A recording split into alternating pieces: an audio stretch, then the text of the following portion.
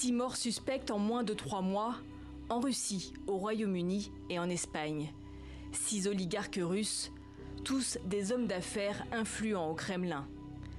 Dernier en date, le milliardaire Sergueï Protosenia, ancien directeur général du géant gazier Novatek. Il a été découvert pendu le 19 avril dans une villa en Espagne.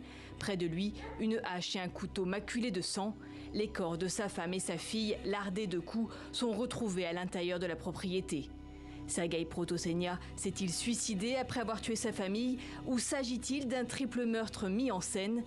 La police n'exclut aucune piste.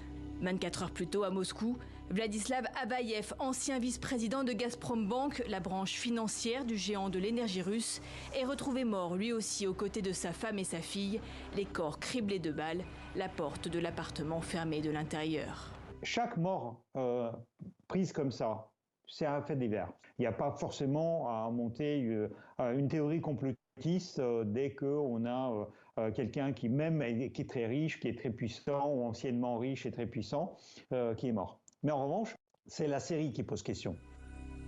Le 24 mars, Vassili Minnikov, à la tête de la firme pharmaceutique Medstom, sa femme et ses 2 enfants, sont eux aussi retrouvés morts à coups de couteau à Nijni Novgorod en Russie.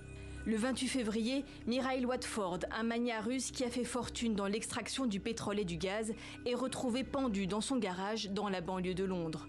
Le 25 février, Alexander Tuliakov, un directeur adjoint de Gazprom, est découvert pendu, là encore dans son garage, près de Saint-Pétersbourg. Le 30 janvier, dans le même quartier, c'est Leonid Shulman, un autre cadre de Gazprom, qui se serait donné la mort chez lui. Des scénarios qui se répètent, des hypothèses de suicide aux sanctions occidentales liées à la guerre en Ukraine sont émises. Rien ne permet aujourd'hui de relier tous ces décès. Maquiller des meurtres serait une pratique courante des services secrets russes. Un vrai meurtre, c'est un meurtre qui ne paraît pas comme un meurtre. C'est quelque chose qui a l'air des causes naturelles. Donc l'espionnage cherche normalement des crimes parfaits. Fait troublant, une enquête menée par le quotidien américain USA Today entre 2014 et 2017 recensait 38 personnalités russes de premier plan mortes de façon suspecte.